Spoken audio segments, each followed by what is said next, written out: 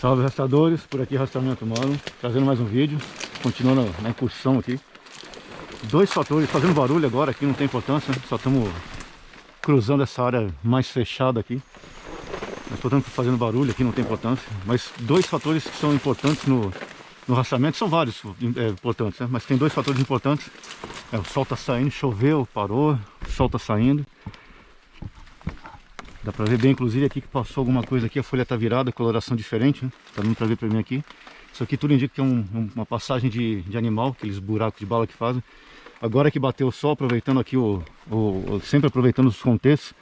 Agora que bateu o sol bem aqui, quando tava nublado, agora tá nublando de novo, né? Não aparece tanto a coloração diferente dessas folhas aqui, né?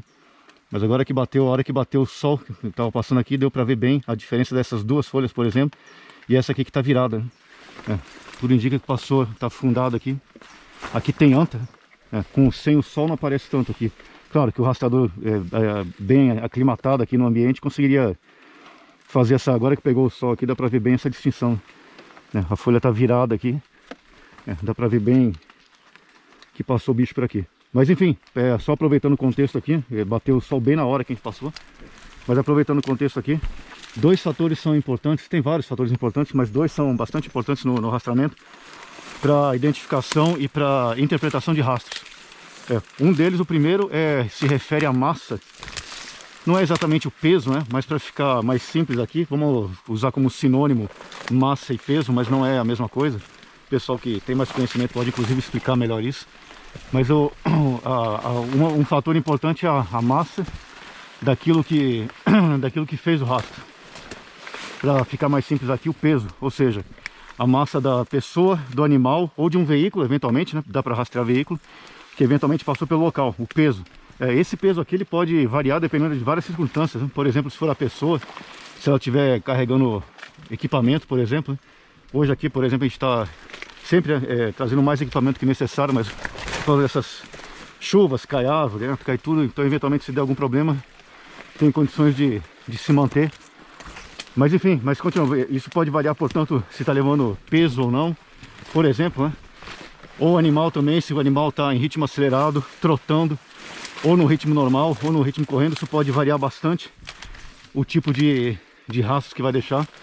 Portanto, essa massa, e simplificando aqui, falando que é como se fosse sinônimo, mas não é, de peso, daquilo que fez o rastro, seja da pessoa, ou do animal, ou do veículo. Isso é bastante importante. E outro fator importante também é a densidade do substrato. Ou seja, a densidade do substrato, ou seja, do tipo de terreno, da característica do terreno que foi feito aquele rastro. Inclusive, dependendo também das condições climáticas. Por exemplo, hoje está bem encharcado aqui. Então, por exemplo, se pegasse aqui, está com bastante folhagem, com bastante raiz.